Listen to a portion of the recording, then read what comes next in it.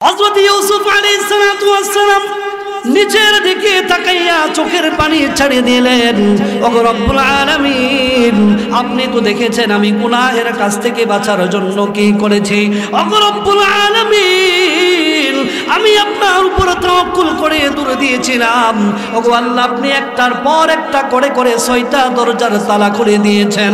ওগো রব্বুল আলামিন, আমি যদি সহি থাকি, ভালো থাকি, ওগো আল্লাহ, আপনি আমাকে জুলাইখার অপকর্ম থেকে, তার এই চক্রান্ত থেকে আপনি আমাকে হেফাজত করেন। হযরত ইউসুফ আলাইহিস সালাতু ওয়াস সালাম মনে মনে দোয়া করতে দেরি হয়েছে। আল্লাহ পাক রব্বুল আলামিন বলে দিলেন, ও ইউসুফ, তাকাইয়া দেখো, তোমার সামনে ছোট্ট একটি বাচ্চা দেখা যায়। ওই বাচ্চাকে জিজ্ঞাসা করো, তোমার যে পিতা রয়েছে আজিজে মিশর, যে তোমাকে লালন পালন করে বড় করেছে, ওই আজিজে মিশরকে তুমি বলো, ও আজিজে মিশর, আমি দোষী নাকি জুলাইখা দোষী? আমার কাছ থেকে জিজ্ঞাসা না করে দুধের শিশু ছোট বাচ্চাকে আপনি জিজ্ঞাসা করেন। সুবহানাল্লাহ। কোন আজিজে মিশর আশ্চর্য হয়ে গেছে। আল্লাহ পাক রব্বুল আলামিন বলেছেন, وإن كان قميصه قد من دبر فكذبت وهو من الصادقين وإن كان قميصه قد من قبل فصدقت وهو من الكاذبين। আল্লাহ পাক রব্বুল আলামিন বলেছেন, এই ছোট বাচ্চা যদি বলে দেয় যে ইউসুফের জামার পিছন দিকে যদি সিরা হয়ে থাকে, তাহলে ইউসুফ সত্য আছে, জুলাইখা মিথ্যাবাদী। আর ইউসুফের জামার সামনে বাকি যদি সিরা থাকে, তাহলে ইউসুফ মিথ্যাবাদী, জুলাইখা সত্যবাদী। আজিজে মিশর তাকাইয়া দেখলো, হযরত ইউসুফকে ডেকে টানিয়ে নেন, আনার পরে দেখে যে কোন দিকে ছিঁড়া, তাকাইয়া দেখে যে জামার সামনের বাগে কোনো ছিঁড়া নাই, জামার পিছনের বাগে ছিঁড়া। এবার আপনারা বলেন দোষী কে হবে? জুলাইখা হবে। আজিজে মিশর জুলাইখার দিকে রাঙ্গা চোখে তাকিয়ে বলেন, ও জুলাইখা, যদি আমার ইউসুফ যদি মিথ্যাবাদী হইতো, তাহলে ইউসুফের সামনের বাগে ছিঁড়া থাকতো, যেহেতু পিছনের বাগে ছিঁড়া, তার মানে হলো ইউসুফ বাঁচার জন্য দৌড় দিয়েছে, আর তুমি ইউসুফকে ধরার জন্য দৌড় দিয়ে ধরেছো, এমন ভাবে ধরেছো যার ফলে জামার পিছনের অংশ ছিঁড়ে গেছে। ইব্রাহিম ওয়া আলা আলি ইব্রাহিম ইন্নাকা হামিদুম মাজিদ। اللهم بارك على محمد وعلى آل محمد كما باركت على إبراهيم وعلى آل إبراهيم إنك حميد مجيد। زبان كله بلغ العلا بكماله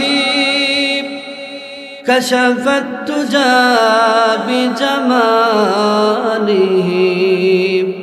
حسنت جميع خصاله صلوا عليه। দেখা দে ইলাহি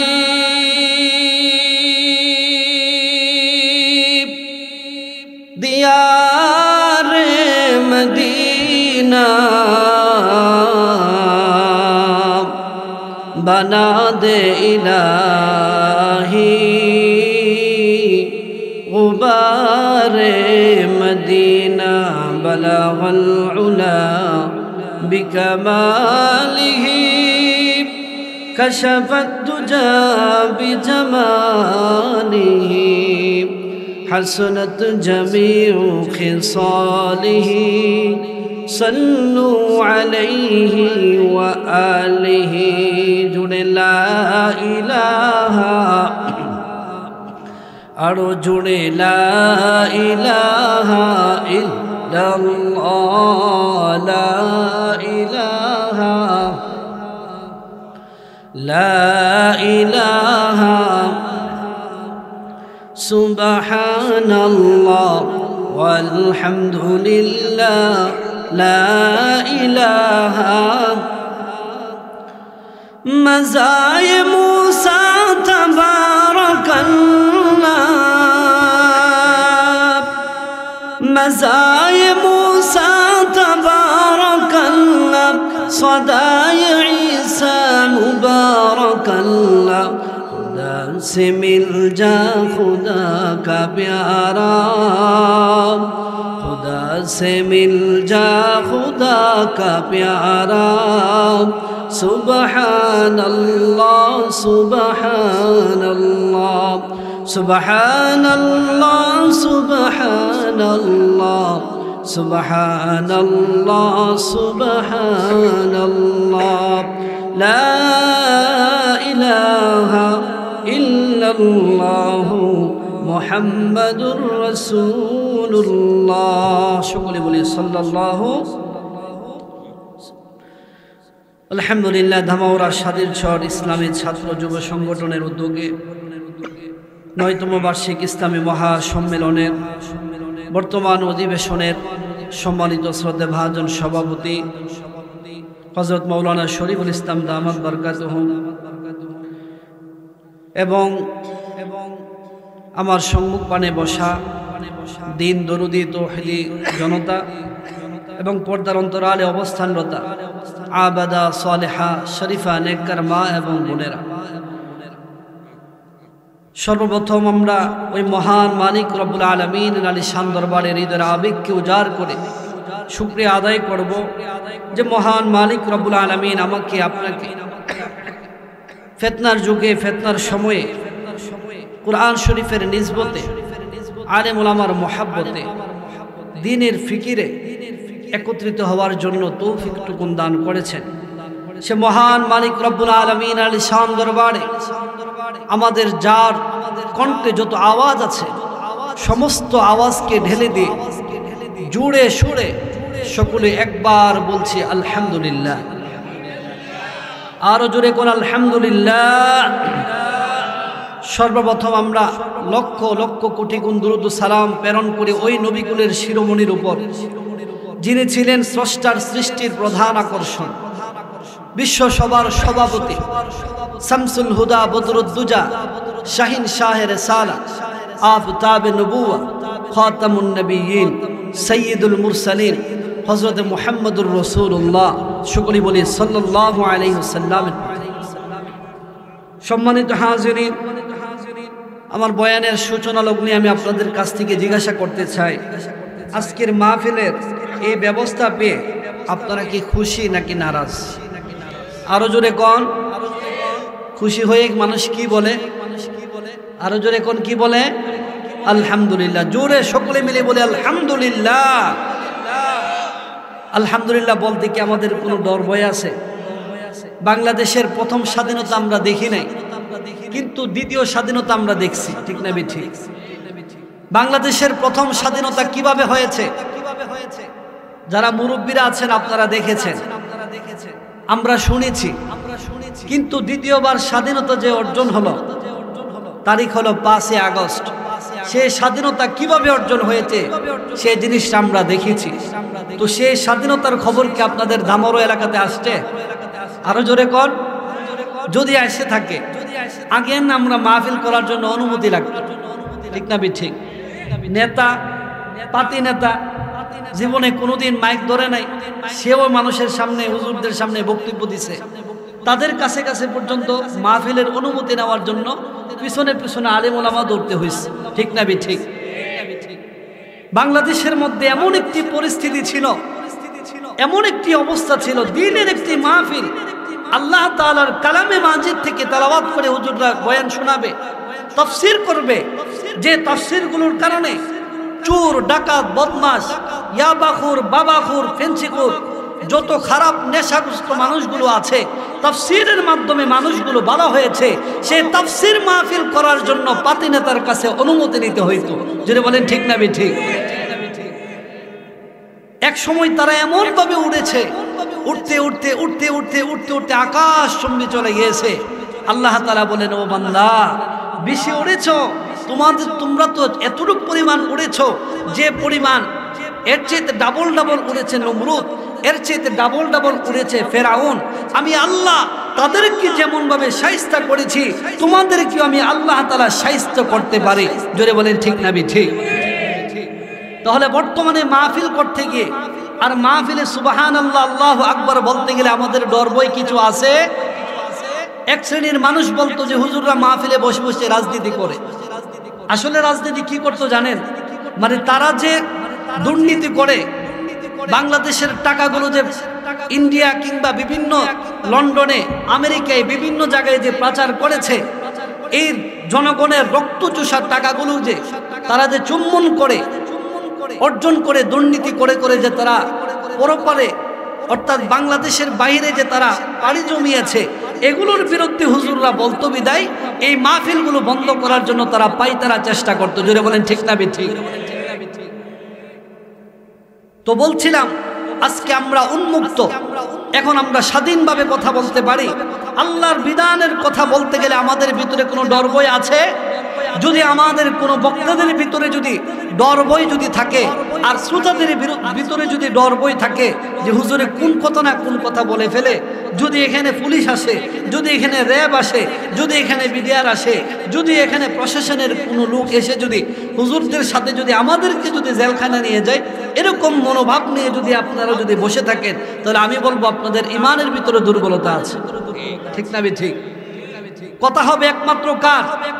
আরো জোরে বলেন কার? এই কথাগুলো কে বলেছেন? বলেন সমস্ত নবীরা। সমস্ত নবীরা আল্লাহ তাআলার এই কোরআন খুলে খুলে মানুষের সামনে তাফসীর করেছে। ঠিক না ঠিক?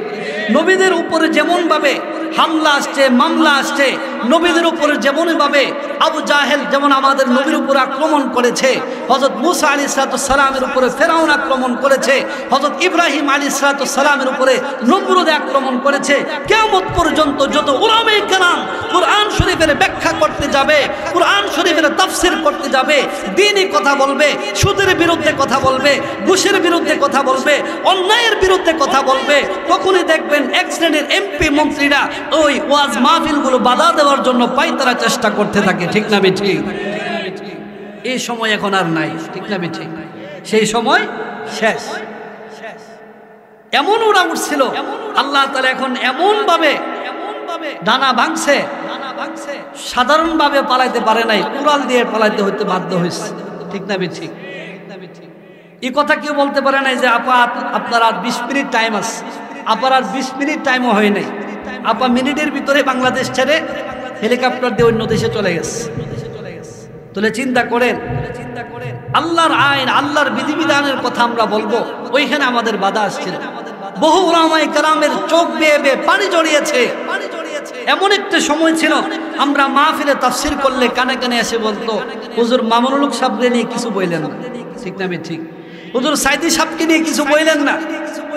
হুজুর কারা নির্যাতিত আলেম উলামা যারা আছে তাদের বিরুদ্ধে কিছু বললেন না, তাদের পক্ষে হয়ে কিছু বললেন না।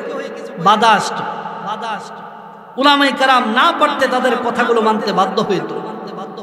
তারা যেমন ভাবে অত্যাচার করেছে, জুলুম নির্যাতন করেছে, আল্লাহ তাআলা তেমনি ভাবে তাদেরকে নিস্তেনাবুদ করেছে।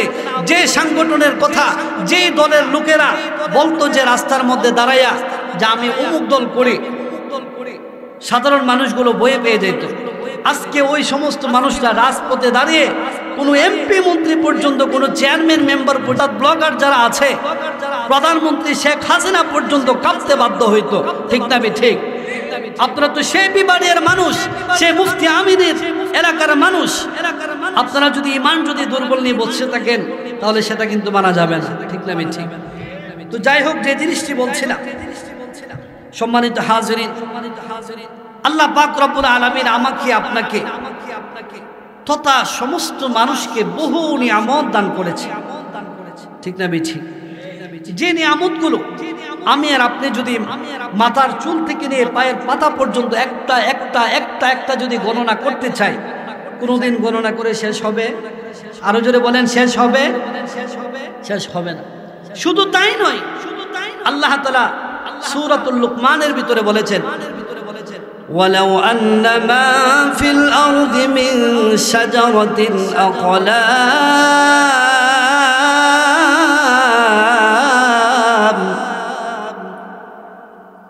আল্লাহ পাক রব্বুল আলামিন বলেছেন, আমি আল্লাহ তাআলা যত নাজ নিয়ামত তোমাদেরকে দান করেছি, এই নাজ নিয়ামতগুলো যদি কোনো ব্যক্তি লিপিবদ্ধ করতে চায় আর আমি আল্লাহ তাআলা পৃথিবীর মধ্যে যত গাছপালা সৃষ্টি করেছি সমস্ত গাছগুলোকে যদি কেটে কেটে টুকরা করে করে যদি কলম বানাই والبحر يمده من بعده 7 أبحر ما نفدت كلمات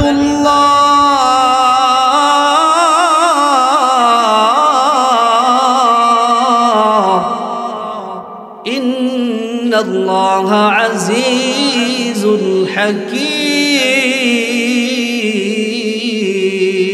الله أكبر বলেন আল্লাহ পাক রব্বুল আলামিন বলেছেন দুনিয়ার মানুষেরা শুনে নাও আমি আল্লাহ পাক রব্বুল আলামিন তোমাদেরকে এমন নাজ নিয়ামত দান করেছি এই নাজ নিয়ামত যদি কোনো ব্যক্তি লিপিবদ্ধ করতে চায় আর লেখার জন্য সারা পৃথিবীর মধ্যে পৃথিবীর শুরু থেকে নিয়ে শেষ পর্যন্ত উপর থেকে নিয়ে নিচ পর্যন্ত যতগুলো গাছগুলো রয়েছে সমস্ত গাছগুলোকে যদি কোনো ব্যক্তি কেটে টুকরা টুকরা করে যদি কলম বানায় আর সারা পৃথিবীর মধ্যে যতগুলো সমুদ্র রয়েছে সমস্ত সমুদ্র মিলে আল্লাহ তাআলা বলেন সেই সমুদ্রের সাথে যদি আরো 7টা সমুদ্র যদি এক করো যোগ করো সমস্ত সমুদ্রের পানিগুলো যদি আমি আল্লাহ পাক রব্বুল আলামিন কালি বানিয়ে দেই আর সারা পৃথিবীর গাছগুলো কলম দ্বারা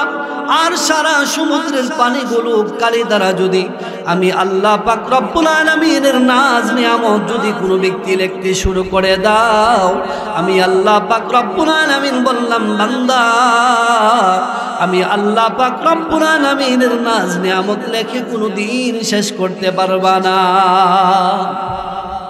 আরো জোরে কন্যা আচ্ছা মানুষ বলো দেখি রাত্র কেন কালো সূর্য বলো কোথা হতে পাইল এত আলো আরে ফুলগুলো নানা রঙের কেমন করে হয় পাতাগুলো সবুজ বটে ফুলের মতো নয় ঠিক না ঠিক আরে দুধ কেন এত সাদা মরিচ কেন জাল আমগুলো পাকলে বলো কেমনে হয় তা লাল আরে পশু পাখি কই না কথা পশু পাখি কই না কথা মানুষ কেন কয় বলো বলো ওহে মানব এসব কেমন করে হয় কে করেন এসব আরো চিৎকার দিয়ে বলেন কে করেন আরে ডিমে গুলো একই রকম পার্থক্য নয় মুটে তবে সাদা কালো বাচ্চাগুলো কেমন করে ফুটে আমরা সবাই বাস করি এই পৃথিবীর অঙ্গে হাতের লেখা মুখ চেহারা মিলে না কারো সঙ্গে আর মিলে না কলমের সই বুড়ি আঙ্গুলির টিপ প্রমাণ হলো মহান আল্লাহ আছেন একজন ঠিক ঠিক কিনা मैं आशिक मौला हूँ मेरे इश्क दीवाना मैं आशिक मौला हूँ मेरे इश्क दीवाना इस जुमला जहाँ जिसके तजल्ली से उजाला इस जुमला जहाँ जिसके तजल्ली से उजाला समस्त नियामतेर मालिक के आरो चित्कार दिए हाथ उঁচু করে বলেন সমস্ত নিয়ামতের মালিক কে আল্লাহ তাআলা সমস্ত নিয়ামতের মালিক এত নিয়ামতগুলোর ভিতরে সবচেয়ে বড় যে নিয়ামত ওই নিয়ামতের নামটা কে বলতে পারেন দেখি আমি পুরস্কার দেব ইনশাআল্লাহ আল্লাহ তাআলা যত নাজ নিয়ামত আছে আমাদের মধ্যে ধরেন না মা বাবা কুরআন হাদিস সবচেয়ে বড় নিয়ামতের নাম কি বলেন তো আল্লাহ তো দান করছে আল্লাহ তো আছে আল্লাহ যে দান করছে এর মধ্যে সবচেয়ে বড় নিয়ামতের নাম কি বলেন একজনে বলছে নামাজ যাই হোক এটা কিন্তু কম ছোট না কিন্তু অনেক বড় নিয়ামত সবচেয়ে বড় নিয়ামতের নাম হলো ঈমান বলেন না সবচেয়ে বড় নিয়ামতের নাম কি ঈমান তথা হেদায়েত আপনি যদি বলেন হুজুর তাহলে যে যাদের টাকা পয়সা আছে আমরা দেশে যারা টাকা আছে দেখবেন মাহফিলের সময় সবার আগে এর কাছে ভাই সাহেব আপনার আল্লাহ যে সম্পদ দিচ্ছে আপনি যদি এবার প্যান্ডেলের খরচটা দিয়ে দেন আমরা অনেক কিছু আগাইব ঠিক না ঠিক তাহলে টাকা পয়সাটা তো আল্লাহ নিয়ামত নাকি এটা নিয়ামত অনেকের ক্ষমতা আছে, ক্ষমতা দিছে আল্লাহ তাআলা, এটা তো একটা নিয়ামত, ঠিক না? তাহলে এর ভিতরে সবচেয়ে বড় নিয়ামতের নাম হলো ঈমান তথা হেদায়েত।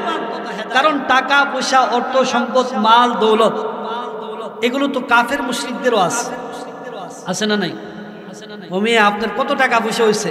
নমরুদের চাইতে বেশি, ফেরাউনের চাইতে বেশি। নমরুদ তো সারা বিশ্বের সরকার ছিল।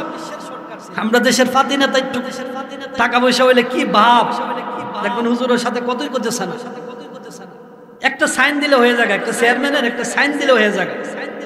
এরা কিন্তু আপনারা ভোট দিয়ে বসাইছেন সাইনটা দেওয়ার জন্য, কিন্তু এই সাইনটা নেওয়ার জন্য পিছিয়ে ঘুরন লাগছে, ঠিক না? ঠিক, টাকা দিয়া, পয়সা দিয়া, বাবা ডাক্কা, সোনা ডাক্কা, সান ডাক্কা, কত কিছু ডাক্কা, এরপরে যাই সাইনটা নিতে গেলে আবার টাকা দিয়ে নিতে হয়েছে। অথচ সাইনটা দেওয়ার জন্য সরকার এর বেতন দেয়, এর বেতন, এর চাকরি দিলে আপনারা সাইন দেওয়া, পিছনে পিছনে ঘুরতে হয়েছে। কারণ কি? একটু ক্ষমতা, বাপ, এই যে হাঁটে, মানে কই যে হাঁটে, এটার টেরফানা, এমন ভাবে হাঁটে টেরফানা, এমন ওরা উঠছে। এখন আল্লাহ তাআলা এমন শাস্তি দিছে, এমন শাস্তি আল্লাহ তাআলা দিছে যে ধরা পড়ব দেখা সুন্দর সুন্দর সুন্নতি দাড়িগুলো আছে কামাইলেস, ঠিক না? ঠিক। আমরা এক হুজুরে কইতো, মুস্তাক ফৈজি সাহেব বলে যে দুনিয়াতে কামাইন না দেখছি, এর মতো কামাইন না দেখছি না, ঠিক না? ঠিক। একজনে ধরা পড়ছে, চিন্তা করে আমি একটা ধরা পড়ে লাভ কি? ও ভাই, ওই দেখেন সালমান এফ রহমান সাহেব আছে, এবার দেখে আশ্চর্য হয়েছে, আরে আপনার কালকে না দাড়ি ছিল, বাঁচার জন্য দাড়ি পর্যন্ত কেটে ফেলছে। আরেকজনে বাঁচার জন্য উমরাতে চলে গেছে, উমরা কইরা সবার কাছে ক্ষমা চাইছে, ক্ষমার সময় মাফ করে দিন, দুর্নীতি যা যা করছে সব। আর আপনাদের ব্রাহ্মণবাড়িয়ার এমপি সাহেব যিনি ছিলেন, মন্ত্রী যিনি হয়েছেন, উনি তো এর আগেই বাঁচছে। তাহলে এমনই ভাবে যখন মানুষের ক্ষমতা চলে আসে, যখন মানুষের টাকা পয়সা হাতে চলে আসে, তখন দেখবেন মানুষের ভাব সাপ অন্যরকম হয়ে যাবে। দেখবেন কিছু মানুষ এক সময় রিক্সা পাইছে, বাপেও রিক্সা পাইছে, দাদাও রিক্সা পাইছে, এরপর দাদা চিন্তা করেন দেখবেন ভিক্ষা করছে। এখন উনি জিপ উৎপাদায় বিদেশে পাঠায় কিছু টাকা পয়সার মালিক হয়েছে। এখন সমাজে যায় যে কথা বলবো, কোনো মানুষের ফাত্তাই দেয় না, পাওয়ার উপরে পাও রাখে, মানে কোনো মানুষের ফাত্তা পর্যন্ত দেয় না, ঠিক না? ঠিক। এত অহংকার করা ভালো না। তাহলে টাকা পয়সার যে নিয়ামত, এই নিয়ামত তো আল্লাহ তাআলা নমরুদকে দিছে, কারুনকে দিছে, ফেরাউনকে দিছে, সাদ্দাতকে দিছে, হাসিনারও দিছে, ঠিক না? ঠিক। কিন্তু ঈমান নামক যে দৌলত, ঈমান নামক যে একটা নিয়ামত, হেদায়েত নামক যে একটা নিয়ামত, এই নিয়ামতটা কোনো মানুষ টাকা দিলে কিনা যায় না। কোনো মানুষ কোনো ব্যক্তিকে ঘুষ খাওয়াইলে ওই জিনিসটা পাওয়া যায় না। ওই জিনিসটা পাওয়া যায় একমাত্র আল্লাহ তাআলা যে ব্যক্তিকে ভালো পায়, ওই ব্যক্তিকে আল্লাহ তাআলা দান করে। জোরে বলেন সুবহানাল্লাহ। যেমন হযরত ইব্রাহিম আলাইহিস সালাতু ওয়াস সালাম, উনি আমাদের কি পিতা? আরো জোরে বলেন, কি পিতা? এতদিন পর্যন্ত তো বলছেন জাতির পিতাকে শেখ মুজিব, এতদিন বলছেন না বঙ্গবন্ধু, জাতির পিতা শেখ মুজিবুর রহমান, এতদিন বলছেন। আসলে মূলত জাতির পিতাকে ইব্রাহিম আলাইহিস সালাম। দেখেন না, কলেজের ছাত্ররা মিছিল করছে, জাতির পিতা ইব্রাহিম, শেখ মুজিব মুরাড্ডি, ঠিক না? ঠিক। তো যাই হোক, ইব্রাহিম আলাইহিস সালাম উনি আমাদের জাতির পিতা। হযরত ইব্রাহিম আলাইহিস সালামের বাবা কিন্তু মূর্তি পূজক ছিল, এমনকি নিজে মূর্তি বানাইতো। ওনার নাম ছিল আজর। উনি মূর্তি বানাইতো, শুধু পূজা যে করতো তা না, অন্যকে পূজা করার জন্য ব্যবস্থা করে দিত, বানাই দিত। আমরা মসজিদ বানাই দিই না? আপনারা মসজিদ বানাইতেছেন না, মানুষরা আসবে, নামাজ পড়বে, সওয়াব পাবে। আর ওনার বাবা মূর্তি বানাইতো, মানুষরা যেন ভক্তি করতে পারে, পূজা করতে পারে। অথচ উনি হলো কিয়ামত পর্যন্ত যত মানুষরা আসবে সমস্ত মানুষের জাতির পিতা, অথচ ওনার বাবারে উনি মুসলমান বানাতে পারে না। এক গেল এক। হযরত নূহ আলাইহিস সালামের নাম শুনছেন নি? যিনি 950 বছর দিনের দাওয়াত দিয়েছে, 950 বছর দিনের দাওয়াত দিয়ে মাত্র মুসলমান বানাইছে 40 জন, আরেক রিওয়ায়াতে আছে 80 জন। কিন্তু ওনার গড়ে ওনার ছেলের নাম ছিল কেনান। কেনানকে বারবার বলছে, বাপ কালিমাটা পড়, ও আমার ছেলে কেনান কালিমাটা পড়, পরকালে মুক্তি পাবে। কিন্তু কেনান কালিমা গ্রহণ পড়ে নাই। সব কিছু বাদ দেন, আমাদের নবী হযরত মুহাম্মদুর রাসূলুল্লাহ, সকলে বলেন সাল্লাল্লাহু আলাইহি ওয়াসাল্লাম, ওনার আপন চাচা, যে চাচার নাম ছিল আবু তালিব। চাচার নাম কি ছিল? আবু তালিব। যে আবু তালিবে আল্লাহর নবীকে 8 বছর থেকে নিয়ে 10 বছর 10 দিন যেদিন হলো আল্লাহ নবীর দাদা আব্দুল মুত্তালিব মারা গেছে, ওই সময় থেকে নিয়ে আল্লাহ নবীর বিবাহ শাদী পর্যন্ত, এমনকি আল্লাহ নবীর নবী হওয়ার পর পর্যন্ত আবু তালিব আল্লাহ নবীকে লালন পালন করছে। ওই আবু তালিবের কাছে আল্লাহ নবী রাহমাতুল্লিল আলামিন বারবার কালিমার দাওয়াত নিয়ে গেছেন, কিন্তু কালিমা পড়ে নাই। কারণ এই ঈমান গ্রহণ করা, হেদায়েত গ্রহণ করা, এটা একমাত্র কার দান? বুখারী শরীফের হাদিস, আল্লাহর নবী রাহমাতুল্লিল আলামিন বলেন, আমি যেদিন তাকিয়ে দেখলাম আমার চাচা আবু তালিব মৃত্যু শয্যায় সজ্জিত হয়ে গেছে, এবার আমার চাচার কোনোদিন ফিরে আসবে না এমন বোঝা যাচ্ছে। আল্লাহর নবী বলেন, আমি প্রতিদিনের নেই, একবার দুইবার নয়, আবু তালিবের নিকট বারবার গিয়ে আবু তালিবকে কালিমার তালকিন করলাম, দাওয়াত দিলাম। আল্লাহর নবী রাহমাতুল্লিল আলামিন আবু তালিবের মাথার পাশে বসে গিয়ে বলেন, আয় আম্মি কুল লা ইলাহা ইল্লাল্লাহ কালিমাতান উহালু লাকা বিহা ইনদাল্লাহ। ও আমার চাচা আবু তালিব, আপনি আমাকে বহু কষ্ট করে লালন পালন করেছেন, আমি নবী হইয়া যদি আপনাকে আল্লাহর তৈরি জান্নাতের ঠিক নিদর্শন যদি না দিতে পারি, ও আমার চাচা আবু তালিব, আমি সমস্ত মানুষকে কালিমা পড়াইয়া মুসলমান বানাইয়া জান্নাত দিতে পারলাম, কিন্তু আপনি আমার আপন চাচা, আপনি যদি কালিমা না পড়ে যদি ইন্তেকাল করে নেন, আমি আল্লাহ তাআলার কাছে কি জবাব দেব? ও আমার চাচা আবু তালিব, আপনি যদি শুধুমাত্র একমাত্র একটি বার যদি বলেন লা ইলাহা ইল্লাল্লাহু মুহাম্মাদুর রাসূলুল্লাহ, ও আমার চাচা আমি বিশ্ব নবী রাহমাতুল লিল আলামিন ঘোষণা দিয়ে দিলাম, আপনি একটি বার কালিমা পড়ে ইন্তেকাল করবেন, হাসরের ময়দানে আল্লাহর তৈরি চিরদিনের জন্য আপনাকে আমি জান্নাতে ঢুকাইয়ে দেব। তাফসীরের কিতাবের ভিতরে রয়েছে, আবু তালিব কালিমা গ্রহণ করার জন্য নিজে মনে মনস্থ করে নিলেন যে আমার ভাতিজা এতদিন পর্যন্ত আমাকে বোঝাচ্ছে, এই মুহূর্তে আর দেরি করতে নাই, আমি সাথে সাথে কালিমা পড়ে নেব। আবু তালিব কালিমা পড়তে চাই, আবু তালিবের পাশে বসা ছিল আবু তালিবের খারাপ বন্ধু, যে বন্ধুর নাম ছিল আবু জাহেল। কি নাম? জীবনে কোনোদিন শুনছেন না মনে হয়। ওই আবু জাহেল আবু তালিবকে বলে, ও প্যারা বন্ধু, একই সাথে একই মূর্তির পূজা করলাম, একই সাথে একই মূর্তিকে লালন পালন করলাম, তাদের সামনে দুধ কলা ডিম দিয়ে আসলাম। ও আবু তালিব, মৃত্যুর সময় বুঝি তুমি বেঈমানি করবা আমাদের সাথে? এতদিন পর্যন্ত তুমি আমাদের লিডার ছিলা, এতদিন পর্যন্ত তুমি আমাদের নেতা ছিলা, এতদিন পর্যন্ত তুমি যা যা বলেছো আমরা তোমার কথা শুনেছি, আর মৃত্যুর সময় চালাকি করে জান্নাতের লোভে বুঝি তুমি ঈমান গ্রহণ করবা? ও আবু তালিব, তা হতে পারে না। ও আবু তালিব, যেমন আছো তেমন থেকে ইন্তেকাল করো। আবু তালিব আল্লাহর নবী রাহমাতুল লিল আলামিনকে বলেন, ও মুহাম্মদ, তোমার কালিমা সত্য আমি জানি, তোমার জান্নাত সত্য আমি জানি। ও মুহাম্মদ, তোমার যে জাহান্নামের কথা বলো সে জাহান্নাম সত্য আমি তা জানি। ও মুহাম্মদ, তুমি যে ফুলসিরাতের বই দেখাও, মিজানের পাল্লার বই দেখাও, কবরের বই দেখাও, হাসর নাসরের বই দেখাও, ও মুহাম্মদ আমি সব কিছু জানি রে, কিন্তু আমি তোমার কালিমা পড়তে পারবো না।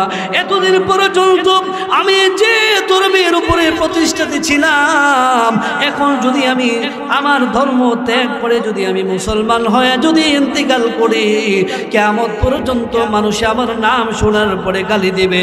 ও মুহাম্মদ, না, তোমার কালিমা তোমারে আমি ফিরাইয়া দিলাম, আমার বাপ দাদার কালিমার উপরে ধর্মের উপর আমি রয়ে গেলাম। এই কথা বলে আবু তালিব ইন্তিকাল করে ফেললেন। নাউজুবিল্লাহ। আবু তালিব এবার শেষ, চলে গেছে। আল্লাহ নবীর অন্তরের ভিতরে ব্যথা, আয় রে চাচা, আমার তো চাচা, যে চাচা নিজের সন্তানের চাইতে আমার বেশি লালন পালন করছে, আমারে কাফের মুশরিকরা আমার গায়ে হাত তোলার আগে আমার চাচারে জিজ্ঞেস, আবু তালিব তোমার বাতিজা মোহাম্মদ রে ফিরাও, হয়তো তুমি ফিরাও, নাহলে আমরা ফিরালে খবর আছে। আবু তালিব কই সারি বাতিজা ছোট মানুষ, এরা ছেড়া দিস। এমনই ভাবে আবু তালিব ঈমান গ্রহণ না করলেও আল্লাহ নবীর সাপোর্ট দিস। তাফসীরের কিতাবে আছে আবু তালিবের ইন্তিকালের পরে আল্লাহ নবীর উপরে যে যে আক্রমণ করা হয়েছে, আবু তালিব ইন্তিকাল করার আগে এরকম আক্রমণ করত। কারণ চাচা তো আছে, যদিও তো চাচা, সে তো বাবার স্থলাভিষিক্ত, সাপোর্ট দিত। যারে মোহাম্মদ বুঝে নাই, ছেড়ে দাও ছেড়ে দাও, এরান মারতে পারে না। এখন আল্লাহ নবীর অন্তরের ভিতরে কষ্ট কম না বেশি? আরো জোরে কোন। আল্লাহ নবী বসে বসে কান্দে, আইরে আমার চাচাটার আমি পারলাম না জান্নাতে দিতাম। ভিতরে ভিতরে কান্না আফসোস করে আল্লাহ তাআলার সাথে সাথে হযরত জিবরাইল আলাইহিস সালামকে গিয়ে বলছে, হযরত জিবরাইল আলাইহিস সালামকে ডেকে বলছে, ও জিবরাইল যাও, আমার নবী কাঁদতেছে, আমার নবীকে সান্ত্বনা দিয়ে আসো। জোরে বলেন সুবহানাল্লাহ। إنك لا تهدي من أحببت ولكن الله يهدي من يشاء وهو أعلم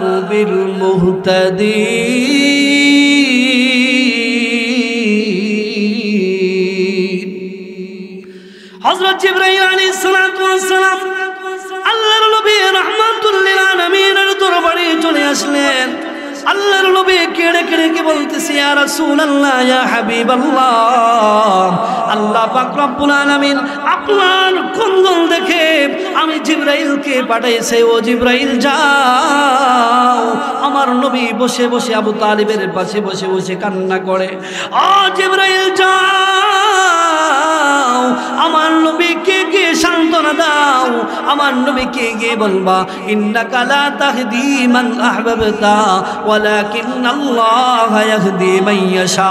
ও বিশ্বনবী, আপনি যাকে ইচ্ছা করেন, যাকে ভালোবাসেন, যাকে চান, আপনি তাকে হেদায়েত দিতে পারবেন না, বরং আল্লাহ পাক রব্বুল আলামিন যার সম্পর্কে ভালো চায় আল্লাহ তাআলা ওই ব্যক্তিকে হেদায়েত দান করবে।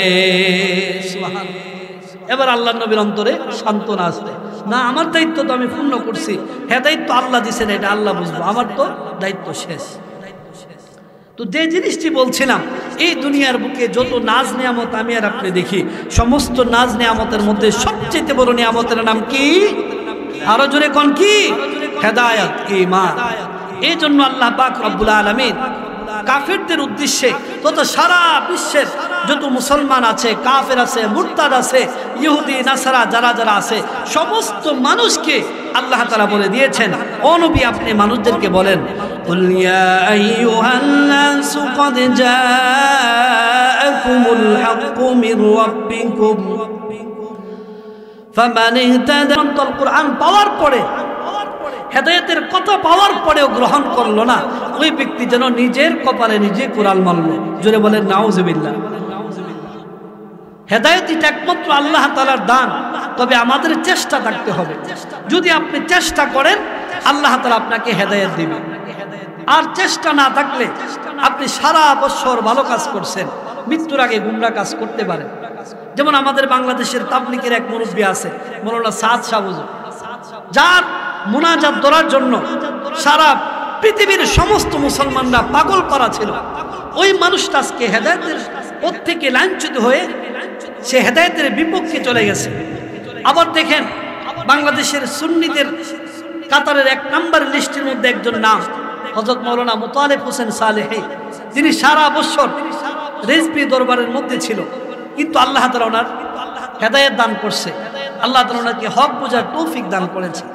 তাহলে হেদায়েতের মালিক একমাত্র কে? আল্লাহ তাআলা। বাকি আমাদের কি থাকতে হবে? হেদায়েত পাওয়ার জন্য চেষ্টা থাকতে হবে। বলেন না, কি থাকতে হবে? চেষ্টা।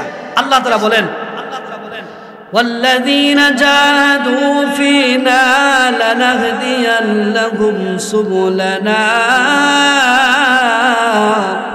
وإن الله لمع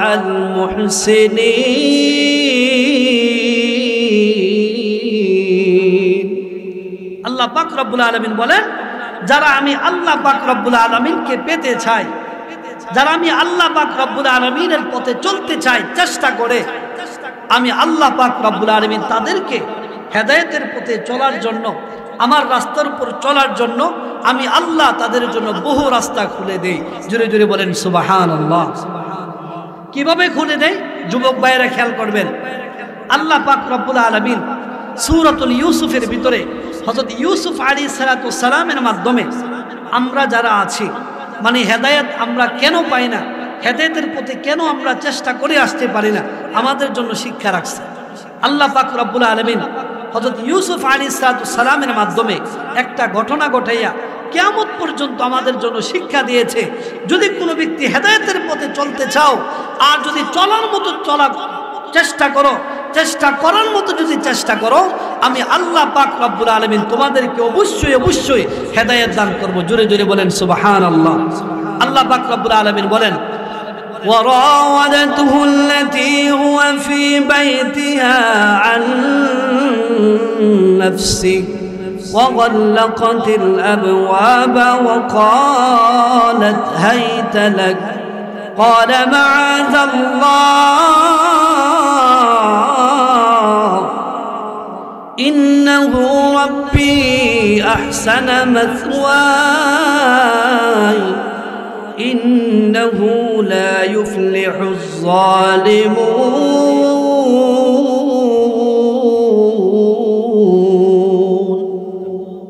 আল্লাহ পাক রব্বুল আলামিন বলেন, হযরত ইউসুফ আলাইহিস সালাতু ওয়াস সালাম ছোটবেলায় যে ঘরের মধ্যে গিয়েছিল, মিশরের বাজার থেকে ওনাকে কিনে একজন ওনার বাড়িতে নিয়ে গেছে।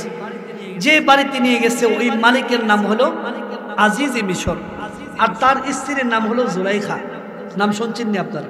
খুব ভালোভাবে সূক্ষ্মভাবে খেয়াল করবেন, ঘটনাটা শুনে অবশ্যই অনেক কিছু শিখতে পারবেন। ওই জুলাইখা ছিল হযরত ইউসুফ আলাইহিস সালাতু ওয়াস সালামকে লালন পালন করে বড় করছে। এখন হযরত ইউসুফ আলাইহিস সালাতু ওয়াস সালাম যুবক বয়সে উপনীত হয়েছে, একদম টাকলা জোয়ান। জুলাইখার মনের ভিতরে একটা কষ্ট জাগলো, একটা চাহিদা জাগলো যে আমার হাতে গড়া সন্তান ইউসুফ, ওনার নিজের কিন্তু সন্তান না, পালক পালছে আর কি। এখন হযরত ইউসুফ আলাইহিস সালাতু ওয়াস সালাম যখন বড় হয়েছে, ওই জুলাইখার মনের ভিতরে হযরত ইউসুফ আলাইহিস সালাতু ওয়াস সালামের সম্পর্কে ভিতরে প্রেম ঢুকছে, ভালোবাসা জন্মাইছে। এখন জুলাইখা করলো কি, হযরত ইউসুফ আলাইহিস সালাতু ওয়াস সালামের সাথে অপকর্ম করার জন্য, জেনার কাজ করার জন্য, নিজের যত চাহিদা আছে সমস্ত চাহিদা পূরণের জন্য হযরত ইউসুফকে নিজের কক্ষে, নিজের ঘরের মধ্যে ডেকে দিল। কিভাবে ডাকছে? জুলাইখার একজন বাদী ছিল, ওই বাদীকে বলছে যে ইউসুফকে গিয়ে বলবা আমি ডাকতেছি। হযরত ইউসুফ আলাইহিস সালাতু ওয়াস সালাম ডাকে সাড়া দিয়ে গেলেন। বাদীকে বলে দিছে ইউসুফ একটা দরজা পার হবে, সাথে সাথে দরজার মধ্যে তালা মারা দিল, আরেকটা দরজা পার হবে, সাথে সাথে তালা মারা দিল। এমন করতে করতে 7টা দরজা পার হয়েছে। কটা দরজা? আরো জোরে কোন? 7টা দরজা পার হয়েছে। এবং 7টা দরজার মধ্যে জুলাইখার বাদী কি মারছে? তালা মারছে। হযরত ইউসুফ আলাইহিস সালাতু ওয়াস সালাম একদম মেন রুমে ঢুকছে। ঢুকার পরে দেখে যে জুলাইখা একদম বিবস্ত্র অবস্থায়, শরীরে কোনো কাপড় নাই, চেহারাগুলো একদম বিকৃত হয়ে আছে। হযরত ইউসুফ আলাইহিস সালাতু ওয়াস সালামকে ধরতে চায়, মনের চাহিদা পূর্ণ করতে চায়। হযরত ইউসুফ আলাইহিস সালাতু ওয়াস সালাম তাকায় দেখলো যে জুলাইখার অবস্থা বেশি খারাপ। হঠাৎ করে হযরত ইউসুফ আলাইহিস সালাম তাকায় দেখলো যে জুলাইখা যায়া ঘরের আলমারির উপরে ছোট্ট একটা কইনা ছিল। কি ছিল? কইনা, পুতুল। ওই পুতুলটারে এরকম ভাবে ঘুরিয়ে দিচ্ছে। কি করছে? ঘুরিয়ে দিচ্ছে। হযরত ইউসুফ আলাইহিস সালাম বলল যে পুতুলটারে ঘুরলেন কেন? আমরা এখন যে কাজটা করব, এই পুতুলে তো ছায়া রয়েছে, এই পুতুলের সামনে কাজটা করতে লজ্জা লাগে। পুতুলের সামনে কাজটা করতে কি লাগে? লজ্জা লাগে। হযরত ইউসুফ আলাইহিস সালামের অন্তরে জাগলো, আকাশ থেকে তো আমার আল্লাহ চেয়েছে, আমার তো লজ্জা লাগে। জোরে বলেন না সুবহানাল্লাহ। হযরত ইউসুফ আলাইহিস সালাম এই জুলাইখার আক্রমণ থেকে বাঁচার জন্য হযরত ইউসুফ আলাইহিস সালামের দিলের ভিতরে কষ্ট জাগলো। ওগো রব্বুল আলামিন, এখন আমি এত বড় অন্যায়ের কাছ থেকে, গুনাহের কাছ থেকে আমি কিভাবে ফিরব? হযরত ইউসুফ আলাইহিস সালাম যেই মাত্র তাকাইয়া দেখলাম জুলাইখা হযরত ইউসুফ আলাইহিস সালামের উপর আক্রমণ করে ফেলবে, এমন সময় হযরত ইউসুফ আলাইহিস সালাম সাথে সাথে আল্লাহ তাআলার দরবারে ডাক মেরে দিয়েছে। হযরত ইউসুফ আলাইহিস সালাম তখন বললেন, ক্বালা মাআযাল্লাহ, ওগো আল্লাহ আপনি আমাকে বাঁচান, ওগো আল্লাহ আমি আপনার কাছে পানা চাই, ওগো আল্লাহ জুলাইখা আমার দ্বারা চাই গুনাহ করার জন্য। ওগো রব্বুল আলামিন, আপনি যদি না চান, আপনি যদি তৌফিক না দেন, ওগো আল্লাহ আমার বাঁচার মতো কোনো ক্ষমতা নাই, ওগো আল্লাহ আমি আপনার কাছে পানা চাই। যদি বলেন সুবহানাল্লাহ। ও মুসলমান ইমানদার, এখান থেকে শিক্ষা হলো শুধুমাত্র গুনাহের কাছ থেকে বাঁচার জন্য চেষ্টা করলে হবে না, সাথে সাথে আল্লাহ তাআলার দরবারে দোয়াও করতে হবে। ঠিক না বেটি? অনেক মা বোনরা আছে কয়, হুজুর ছেলেটা বিদেশ গেছে, এখনো পর্যন্ত টাকা পয়সা পাঠাইতে পারছে না, টেনশনে আছি। তাদেরকে বলবো, ও মা, ও বাবা, আপনি যত টেনশন করেন না কেন, আপনার টেনশনও কিছু আগাবেও না, পিছাবেও না। আপনি এখানে বসে বসে দোয়া করেন, সেই দোয়া আসমান থেকে শুনবে কে? আরো জোরে কোন, কে শুনবে? কালকেও একজন আমার এক ভক্ত, উনি ফোন দিয়ে, হুজুর ছেলেটারে মাদ্রাসায় দিলাম, হাফেজ হয় না, এত ফিডা মোরা দেয়, এত টাকা খরচ করে, এরপরে হাফেজ হয় না। আমি দোয়া করছেন নি কোনোদিন? দোয়া তো করে না, তাহাজ্জুদ করে দোয়া করেন, আল্লাহ আমার ছেলেটা আপনার রাস্তায় দিছে, আপনি হাফেজে কোরআন বানাই দেন, তাহলে না আল্লাহ কবুল করতো। আপনি মাইর দিলে খালি হইব, খালি ফিডা দিলে হইব? কি কর, দোয়া করতে হবে না? দোয়া করতে হবে। দোয়া হলো একজন মুমিনের সবচেয়ে বড় সম্পদ। একজন মুমিনের সবচেয়ে বড় সম্পদের নাম কি? দোয়া। আর দোয়া মুখুল ইবাদা, দোয়া ইবাদতের মগজ। আর দোয়া হুয়াল ইবাদা, দোয়া এটাই একটা ইবাদত। জোরে বলেন না সুবহানাল্লাহ। হযরত ইউসুফ আলাইহিস সালাম সর্বপ্রথম কি বললেন? ক্বালা মাআযাল্লাহ, আল্লাহ আপনার কাছে পানা চাই, আল্লাহ আমারে বাঁচান। দ্বিতীয় নম্বরে বলেন, ইন্নাহু রাব্বি আহসানা মাসওয়াই।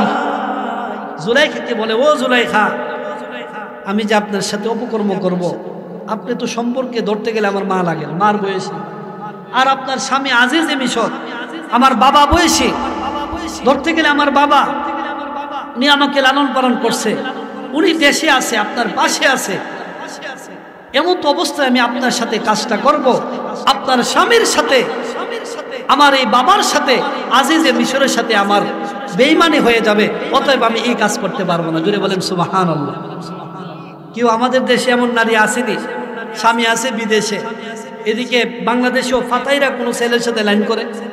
আপনাদের দামাউর এলাকাতে নাই? আসেনি? এক মুরব্বী বলতেছে নাই। আসলে তো উনি ওনার যুক্তিতে বলছে নাই, কারণ উনি তো ওনার ছোটবেলা এই লাইনে নাই, উনি বালা বলছে, উনি তো এই লাইনে নাই। এই লাইনে যারা আছে এরা বুঝে। বর্তমানে মোবাইলের যুগ, স্বামী থাকে বাহিরে, দেশে ঘর বাড়ি নাই, লেখাপড়ার সন্তানদের লেখাপড়ার খরচ কুলাইতে পারে না, কোন রকম ভাবে টাকা পয়সা রেন্ট টেন করে খেতে জমি টমিন বেচা সবাই বিদেশে পাঠাইছে। ওই স্বামী গিয়ে দেখেন সকাল 6টা থেকে নিয়ে রাত্রে 10টা পর্যন্ত ডিউটি করে, বাড়িতে সময় দিতে পারে না। আর এদিকে টাইম করে কি, ওইদিকে করে পরীক্ষা। এমন নারী আপনাদের দামাউর এলাকাতে নাই? আসেনিও? এই সমস্ত মা বোনকে বলবো, আপনারা লক্ষ্য করবেন আপনাদের স্বামী আপনাদের জন্য কত কষ্ট করে। আর আমরা দেশে বেড়াই কি জানেন, বাইরে যে যাই, মানে এত সম্পদের পিছনে আছে, ওইদিকে বউরে সময় দেয় না। প্রত্যেকটা মানুষের একটা চাহিদা থাকে, প্রত্যেকটা মানুষের একটা অন্তরের মধ্যে একটা চাওয়া পাওয়া থাকে যে স্বামী আমারে এই আদর করবো, স্বামী আমারে এই বলবো। যখন আপনি আপনার স্ত্রীকে ওই সময়টা দিবেন না, অটোমেটিক আপনার স্ত্রী তার মনটা অন্যদিকে মনোনিবেশ করবে, ঠিক না ঠিক? এই জন্য এই পরকীয়া থেকে আমাদের বাঁচতে হবে। তৃতীয় নম্বর, হযরত ইউসুফ আলাইহিস সালাম বললেন, ইন্নাহু লা ইউফলিহুজ জালিমুন। ও জুলাইখা, আমি যদি আপনার সাথে সেই অপকর্ম কাজটা যদি করি, আমি হয়ে যাব জালেম। আর কোন ব্যক্তি জুলুম করে, নিজের উপর নিজে জুলুম করে কোন ব্যক্তি আল্লাহ তাআলা দরবারে দাঁড়াইতে পারবে না, অবশ্যই অবশ্যই সে ধ্বংস হয়ে যাবে। জোরে বলেন ঠিক না ঠিক? জুলুম করে কোন ব্যক্তি ক্ষমতায় টিকতে পারেও না, বর্তমানে পারছে না, সামনেও পারবে না, ঠিক না ঠিক? জুলুম জিনিসটাই ভালো না। তো হযরত ইউসুফ আলাইহিস সালাম এই তিনটা নসিহত করে এবার আল্লাহ তাআলার উপর তাওয়াক্কুল করে, যেদিকে কিন্তু দরজা তালা মারা, মনে আছে নাকি আপনাদের কথা? ঘটনা মনে আছে নি? উনি যে ঢুকছিল দরজা কি হয়েছিল? তালা মারছিল। এখন সাথে সাথে এই তিনটা কথা বলে উনি আল্লাহ তাআলার উপর তাওয়াক্কুল করে যেদিকে দরজা আছে ওইদিকে দৌড় মারছে। জোরে বলেন সুবহানাল্লাহ। হযরত ইউসুফ আলাইহিস সালাম জুলাইখার সাথে অপকর্ম করা থেকে বিরত থাকার জন্য আল্লাহ পাক রব্বুল আলামিনের উপর ভরসা করে দৌড় দিয়েছে। আল্লাহ পাক রব্বুল আলামিন বলেছেন, ওয়াস্তাবাকাল বাবা ওয়া কাত্তাত কামিসাহু মিন দুবুরিন ওয়া আলফায়া সাইয়্যিদাহা লাদাল বাব।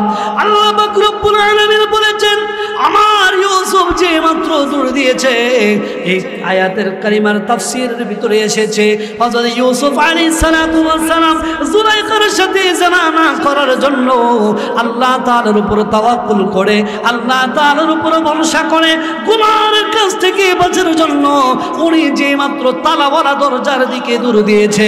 আল্লাহ পাক রব্বুল আলামিন বলেছেন, আমার ইউসুফ আমার উপর তাওয়াক্কুল করে দৌড় দিতে দেরি হয়েছে, আমি আল্লাহ পাক রব্বুল আলামিন আমার ইউসুফের জন্য ঘরের তালাগুলো খুলতে একটা মুহূর্তের জন্য দেরি করি নাই।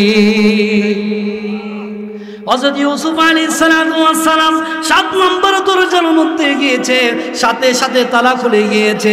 এবার 6 নম্বর দরজার মধ্যে গিয়েছে, 6 নম্বর দরজার তালা খুলে গিয়েছে। এমনই করতে করতে 5 নম্বর দরজা, 4 নম্বর দরজা, 3 নম্বর দরজা, 2 নম্বর দরজা, 1 নম্বর দরজা পর্যন্ত চলে এসেছে। হযরত ইউসুফ আলাইহিস সালাম এদিকে সামনের দিকে দৌড়ায়, আর হযরত ইউসুফ আলাইহিস সালামকে ধরার জন্য জুলাইখা হযরত ইউসুফের পিছনের দিকে জামা টান দিয়েছে, এমন ভাবে টান দিয়েছে যার ফলে হযরত ইউসুফ আলাইহিস সালামের জামার পিছন দিকে পিঠ ছিঁড়ে গিয়েছে। জামার পিছন দিকে কি ছিঁড়ে গেছে। এখন যে মাত্র 1 নম্বর দরজায় আসছে, দরজায় আসার সাথে সাথে জুলাইখার স্বামী আজিজে মিশর দরজার মধ্যে উপস্থিত। উনি দরজার মধ্যে আওয়াজ দিতেছে, দরজা খোলো। 1 নম্বর দরজা।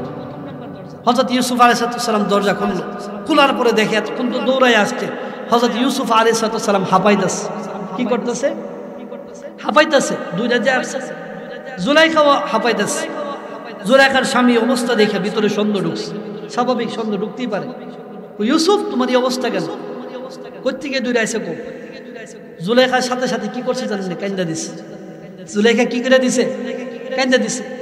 কান্দা দেখো স্বামী ছোটবেলা কারে আনছিলেন, এতদিন পর্যন্ত দুধ কলা খাওয়াইয়া বড় করছি, আজকে আপনার ইউসুফ আমার সাথে অপকর্ম করতে গেছে। জোরে কন্যা নাউজুবিল্লাহ। আচ্ছা, দোষটা কার? ইউসুফের।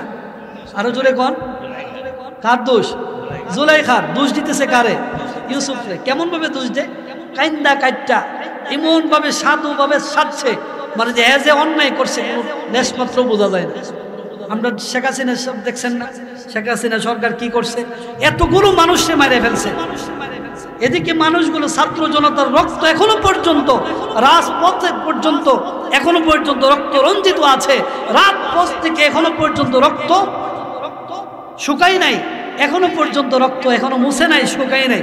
শেখ হাসিনা এদিকে বলতেছে, পিতাহারা সন্তানের বেদনা আমি তো বুঝি, মা হারা সন্তান হারা মায়ের বেদনা আমি তো বুঝি। ঠিক না ঠিক? ভাষণ দিতেছে এদিক দা, আবার ওদিক দা মানুষও মারে। 2013 সালে লং মার্চের সময় যখন আল্লামা আহমদ শমী সাহেব শেখ হাসিনার কাছে লং মার্চ করার জন্য অনুমতি চাইছে, হুজুর আপনারা আল্লাহ নবীর জন্য লং মার্চ করবেন, আপনাদেরকে যদি আমরা অনুমতি না দিই দিবে কে? এদিকে অনুমতি দিছে আপনারা রবিবারে লং মার্চ করবেন, কোনো সমস্যা নাই। আর ওইদিকে ঘোষণা দিয়ে দিছে বৃহস্পতিবার রাত থেকে নিয়ে রবিবার পর্যন্ত বাংলাদেশের সমস্ত রাজপথে গাড়ি চলাচল বন্ধ। এখন আপনি যাবেন কোন দিক দিয়ে? এটা কি বলা হয় রাজনীতি? এটা কি বলা হয় রাজনীতি?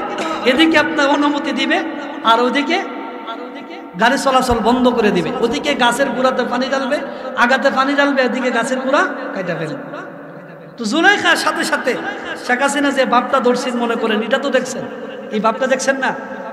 মেট্রো রেল যখন ভাঙিয়ে ফেলছে দেখছেন না? পরের দিন যায়া কেমন ভাবে কান্না করতেছে, টিস্যু সব ভিজে যাচ্ছে।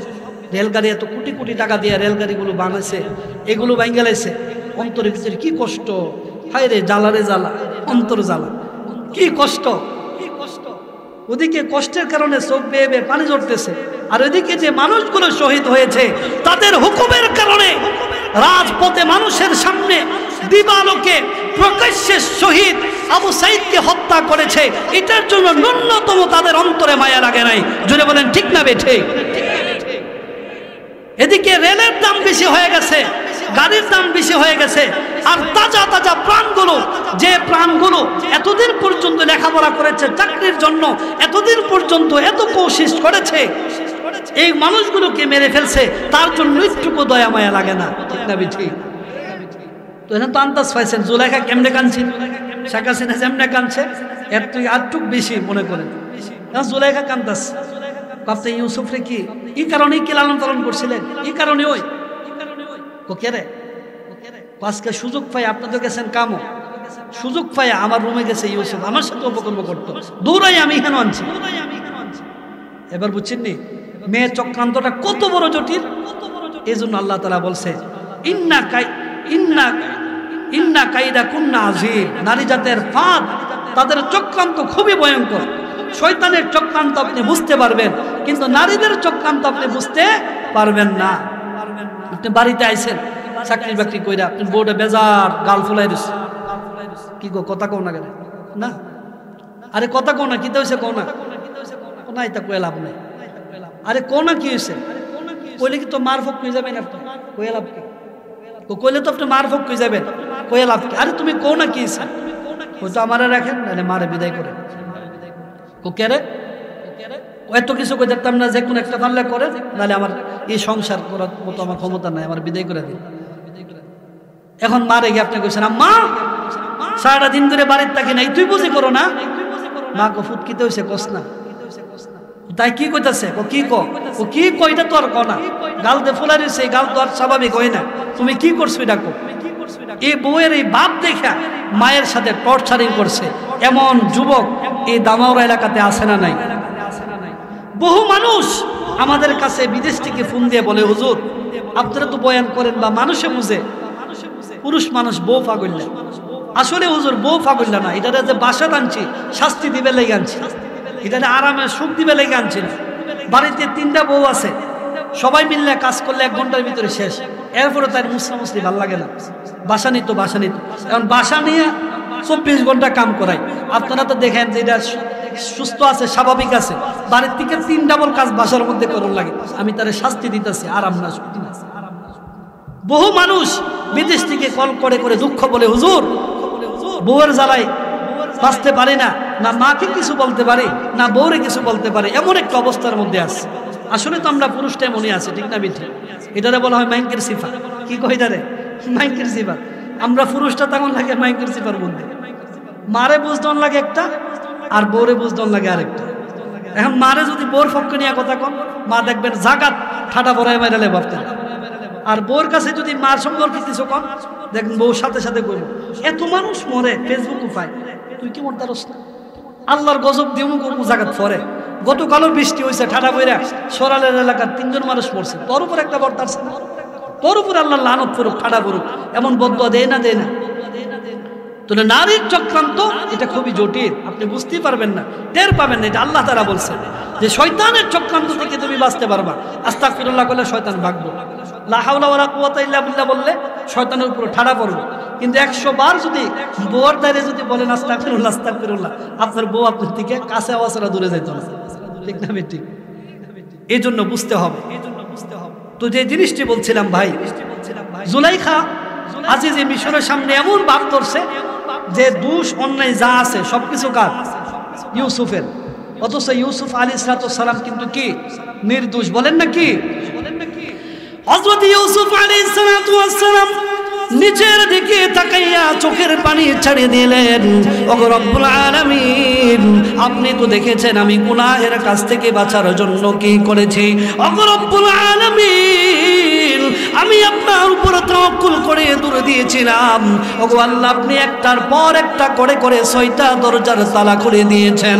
ওগো রব্বুল আলামিন, আমি যদি সহি থাকি, ভালো থাকি, ওগো আল্লাহ, আপনি আমাকে জুলাইখার অপকর্ম থেকে, তার এই চক্রান্ত থেকে আপনি আমাকে হেফাজত করেন। হযরত ইউসুফ আলাইহিস সালাম মনে মনে দোয়া করতে দেরি হয়েছে। আল্লাহ পাক রব্বুল আলামিন বলে দিলেন, ও ইউসুফ, তাকাইয়া দেখো, তোমার সামনে ছোট্ট একটি বাচ্চা দেখা যায়। ওই বাচ্চাকে জিজ্ঞাসা করো, তোমার যে পিতা রয়েছে আজিজে মিশর, যে তোমাকে লালন পালন করে বড় করেছে, ওই আজিজে মিশরকে তুমি বলো, ও আজিজে মিশর, আমি দোষী নাকি জুলাইখা দোষী? আমার কাছ থেকে জিজ্ঞাসা না করে দুধের শিশু ছোট বাচ্চাকে আপনি জিজ্ঞাসা করেন। সুবহানাল্লাহ। কোন আজিজে মিশর আশ্চর্য হয়ে গেছে। আল্লাহ পাক রব্বুল আলামিন বলেছেন, وَإِنْ كَانَ قَمِيصُهُ قُدَّ مِنْ دُبُرٍ فَكَذَبَتْ وَهُوَ مِنَ الصَّادِقِينَ وَإِنْ كَانَ قَمِيصُهُ قُدَّ مِنْ قُبُلٍ فَصَدَقَتْ وَهُوَ مِنَ الْكَاذِبِينَ। আল্লাহ পাক রব্বুল আলামিন বলেছেন, এই ছোট বাচ্চা যদি বলে দেয় যে ইউসুফের জামার পিছন দিকে যদি ছিঁড়া হয়ে থাকে, তাহলে ইউসুফ সত্য আছে, জুলাইখা মিথ্যাবাদী।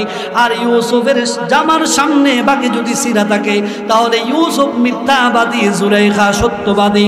আজিজে মিশর তাকাইয়া দেখলো হযরত ইউসুফকে ডেকে টানিয়ে আনেন। আনার পরে দেখে যে কোন দিকে ছিঁড়া, তাকাইয়া দেখে যে জামার সামনের বাগে কোনো ছিঁড়া নাই, জামার পিছনের বাগে ছিঁড়া। এবার আপনারা বলেন দোষী কে হবে? জুলাইখা হবে।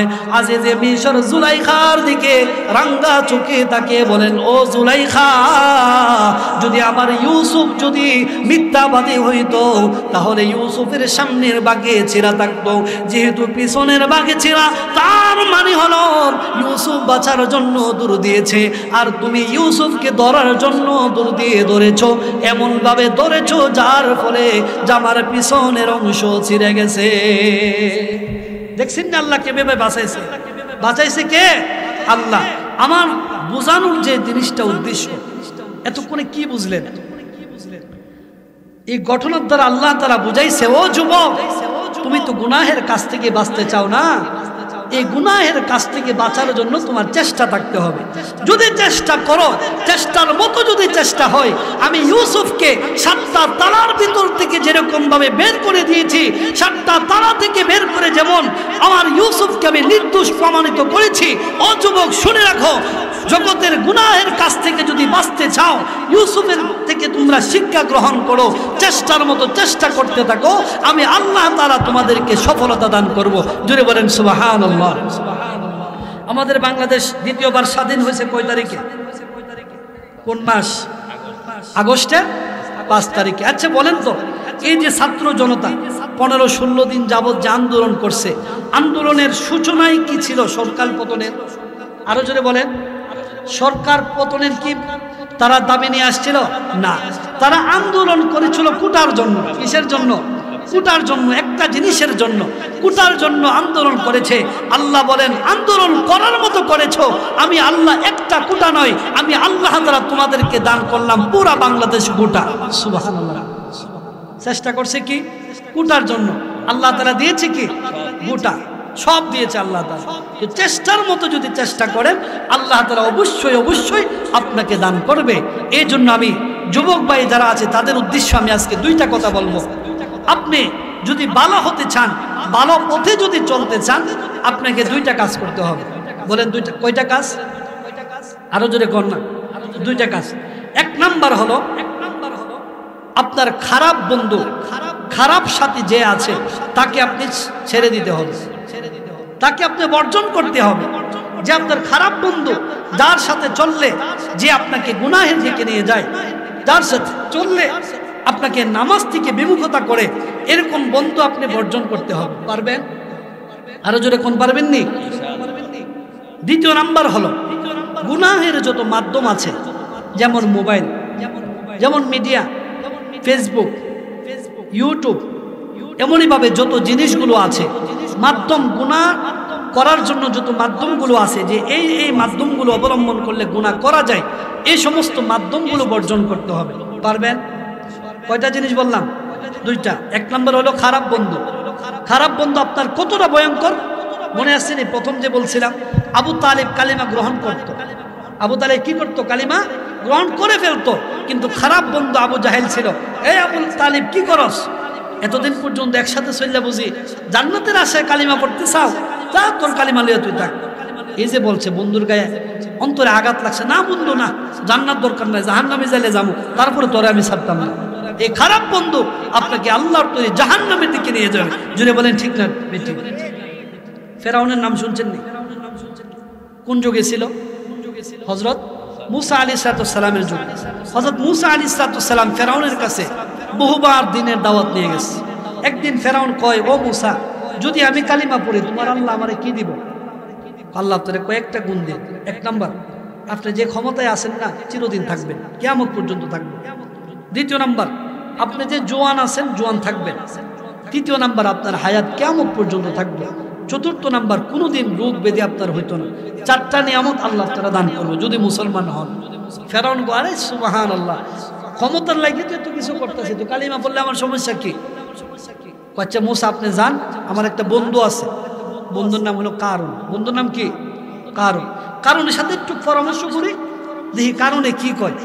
মুসা আলাইহিস সালামের অন্তরে খটকা লাগছে। কারণের সাথে পরামর্শ করলো মানে তো শেষ, একট খাই যাবো, বাঁচার কোনো উপায় নেই।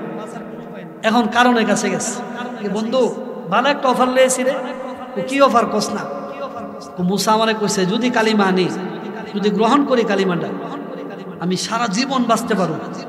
হুন, সারা জীবন আমি ক্ষমতা থাকতে পারো, কোনোদিন জ্বর কাশি ঠান্ডা আমার হইতো না, সারা জীবন আমি জোয়ান থাকবো, খালি একটা করে একটা খালি বিয়ে করো, বুড়া আর হইতাম না। এর চেয়ে তো অফার আর কি আছে? কারণ এই কথা কইছে না। আচ্ছা বন্ধু, রুমু নিয়ে গেছে, লম্বা একটা তরবারি দিছে। একটা কি দিছে? তরবারি দিছে। দিয়া কো, বন্ধু যা করছো সব মানছি, তুই কালিমা পড়িস, আমার কোনো বাধা নাই। কালিমা পড়িস, আমার কি কোনো বাধা নাই। তলোয়ারটা তোর হাতে দিলাম, তুই আমার আগে মারলা, তুই আমার আগে মারালা, এরপরে কালিমা আনিস।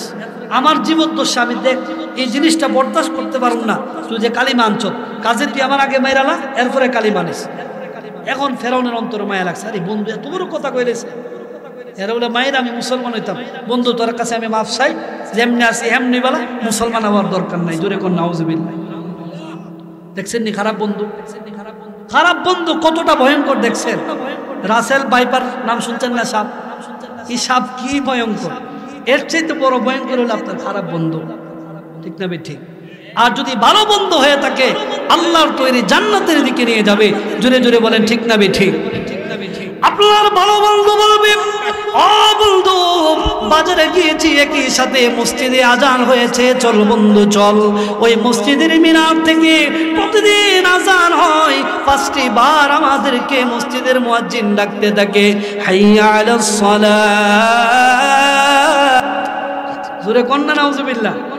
সমাজের বাস্তবতা আমি কইতাছি কিন্তু, ঠিক না? ঠিক। লজ্জা টজ্জা করে লাভ নেই, লজ্জা বহুদিন করছি, এখন আর আপনার সামনে লজ্জা রাখলে হয়তো না, সরাসরি বলতে হবে, ও বন্ধু আগুন যা, আগুন আগুন কি যা, আগুন। আসলে তো আগুন, আমি মনে করি আসলে আগুন। এর আপনি দেখবেন না, দেখার পরে আপনি আগুন পাইতেন না জাহান্নামে, এটা তো আপনার আগুনের কারণই। ও বন্ধু আগুন যা, আগুন একের বলে কি বলে না? এই যে ফুলান যারা আছে রাগদাস বললে একের। আচ্ছা এই মেয়েটা যদি আপনার বোন হইতো, কি হইতো? যে আপনার বোন মনে করেন আপনার আম্মা, আর আপনার আম্মারে একজনে কইছে একের, আপনার কেমন লাগবে? আপনার বোনকে কইছে আগুন, কেমন লাগবে? খারাপ লাগবো নি? যে মেয়েটার আপনি কইছেন বা আপনার বন্ধু বলছে, এই মেয়েটা তো কারো না কারো স্ত্রী, কারো না কারো বোন, কারো না কারো মেয়ে, কারো না কারো মা। জুড়ে বলেন ঠিক না? ঠিক। রাসূলের দরবারে একজন সাহাবী আছে, আগে হুজুর আমার জানা করতে মনে চায়। কি করতে মনে চায়? জানা করতে মনে চায়। রাসূল কো আচ্ছা আচ্ছা, যদি মনে করো তোমার স্ত্রীর সাথে কেউ জানা করে তোমার কেমন লাগবে? হুজুর কোয়া সারা কাল্লা ভাড়াইলাম। আচ্ছা, যদি বাড়িতে গিয়া যদি দেখো পর পুরুষ তোমার আম্মার সাথে শুয়ে রাখছে, তুমি কিতা করবা? হুজুর কোদাল অথবা কোরাল যে কোনো একটা লোক। আচ্ছা, গিয়া যদি দেখো তোমার মেয়ের সাথে কেউ কিছু করতেছে, ও খারাপ ধরে নাম। আচ্ছা, গিয়া যদি দেখো তোমার বোনের সাথে কেউ কিছু করতেছে, তোমার কেমন লাগবে? দরজাটা বাইন্দা বুঝুনি তো কি করো? রাসূল বলে তুমি যার সাথে জানা করতে চাও ওই মহিলা তো নিশ্চয়ই কারো না কারো বোন, কারো না কারো মা, কারো না কারো স্ত্রী, কারো না কারো মেয়ে। ঠিক না ঠিক? তাহলে এই যে নারীদেরকে দেখে আমাদের যুবক সম্প্রদায় যে বলে এটা একের, এটা আগুন, এই সে যে বলে আপনার ভালো বন্ধু বলে না খারাপ বন্ধু বলে? খারাপ বন্ধু। সৎ সঙ্গ সর্ববাস বলেন, সৎ সঙ্গ অসৎ সঙ্গ সর্বনাশ, অসৎ সঙ্গ সর্বনাশ। সতের সাথে চলবে ভালো শেয়ার পাইবেন, আর অসতের সাথে চলবেন আপনি কান কাটা যাবো, যেখানে যাবেন সর্বনাশ হইবে। অমুকে চুরি করছে, অমুকের সাথে তো আমরা মেম্বারের ফুট আছি, আরে হ্যাঁ এইটা এক তালের ওই গাঞ্জা খাইবার সময় হ্যাঁ দিয়া খানা এটা এক তালের ওই। আর আপনি নিজে খারাপ, ভালোর সাথে চলেন। এখন ভালোর 5 জন বন্ধু আছে আপনার, ভালো 5 জন নিয়ে বসাইছে, আপনি আপনারা দাঁড়ায় রাখবো না, দাঁড় করে রাখবো আপনারে একটা শেয়ার দেহে ওই জায়গার সাথে। ওই যে সর্ববাস। ভালো বন্ধু গ্রহণ করবেন, ভালো জায়গায় যাবেন। খারাপ বন্ধু গ্রহণ করবেন, যদিও ভালো কাজ করেন আপনারা মানুষ খারাপ ভাববে। তো এই জন্য বলবো যে জিনিসটি আমার আলোচনা মূল টপিক। এবার আসেন মেন জায়গার যাই, রাত্র অনেক হয়েছে, মোনাজাত হয়ে যাবো ইনশাআল্লাহ। আলোচনা মূল বস্তুটা ছিল কি? সবচেয়ে বড় নিয়ামতের নাম আপনারা ভুলে গেছেন যদি? সবচেয়ে বড় নিয়ামতের নাম ঈমান। আরো জোরে কোন আপনারা মুফতি আমিন এলাকার না? ঈমানের জজবা তো থাকতে হবে। ঈমানের বলে বলিয়ান হয়ে সকলে জোরে সুরে বলেন সবচেয়ে বড় নিয়ামতের নাম কি? আমি ঈমানদার হইছি, এই জন্য কি আমরা অন্তরের মধ্যে কি ব্যথা আছে? আরো জোরে কন্যা ব্যথা আছে? যদি আল্লাহ নমরুদ বানাইতো, আল্লাহ যদি সাদ্দাত বানাইতো, তখন কি করতেন? তখন কি করতেন? আল্লাহ মেহেরবান, আল্লাহ মেহেরবান हमारा, अल्लाह मेहरबान। मुझे नहीं बनाया शाद्दत नमरूद, मुझे नहीं बनाया शाद्दत नमरूद, ये तेरा ही मेहरबानी हमारा, अल्लाह मेहरबान। बोलें ना सकले अल्लाह मेहरबान हमारा, अल्लाह मेहरबान। और मुसलमान धामाওরা মুসলমানেরা, আমি আর আপনি যদি ফেরাউনের ঘরে জন্মগ্রহণ করতাম, ওই সাদ্দাতের ঘরের মধ্যে যদি জন্মগ্রহণ করতাম, ওই হামানের ঘরের মধ্যে যদি জন্মগ্রহণ করতাম, আমার আপনার জন্য আল্লাহর তৈরি চিরস্থায়ী জাহান্নামের আগুন ওয়াজিব থাকতো। জোরে বলেন ঠিক না ঠিক? আল্লাহ পাক রব্বুল আলামিন আমাদেরকে না চাইতে আল্লাহ তাআলার দরবারে কোনোদিন দরখাস্ত করে নাই।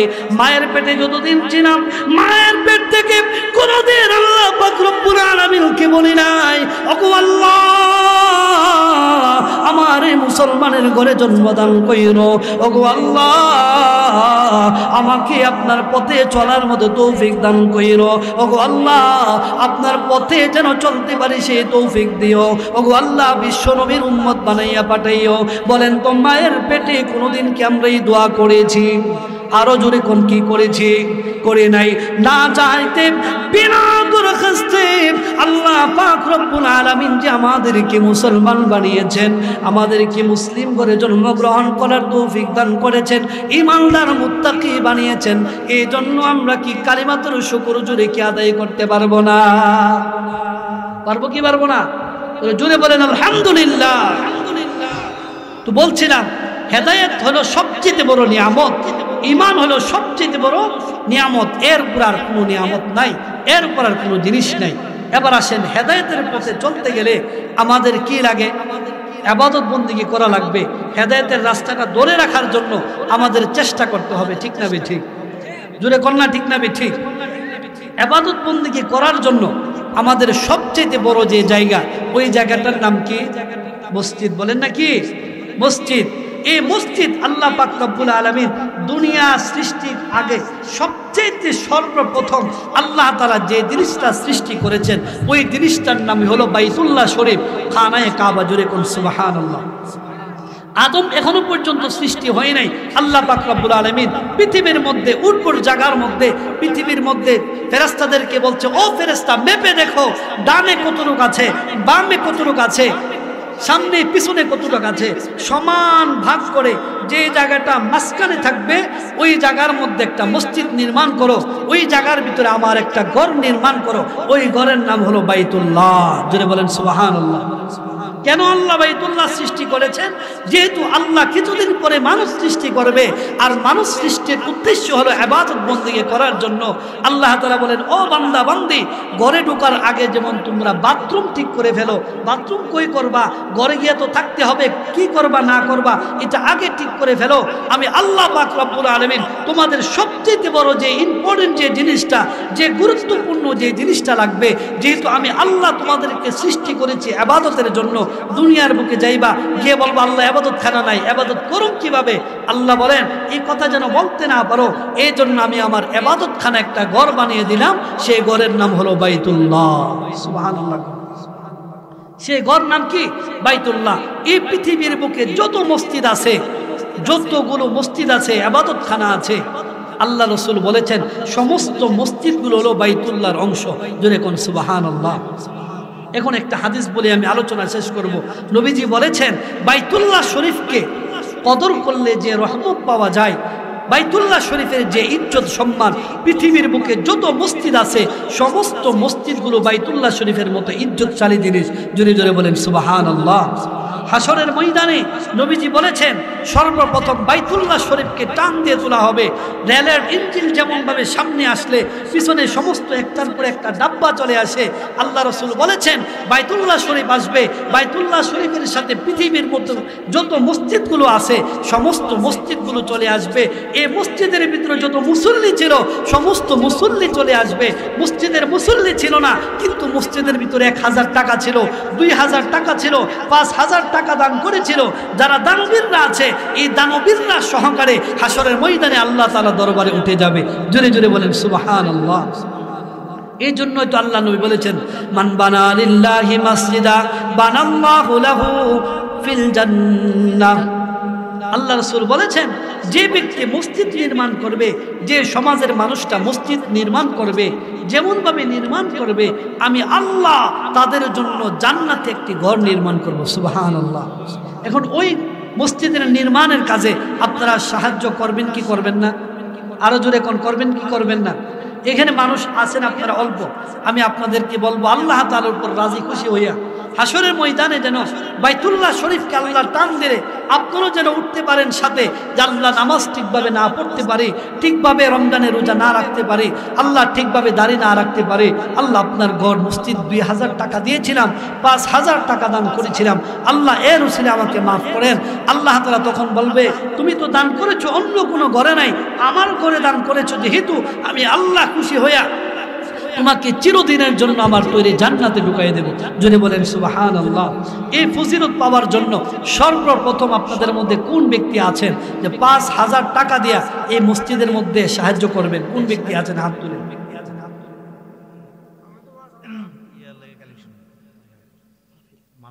আচ্ছা, মসজিদ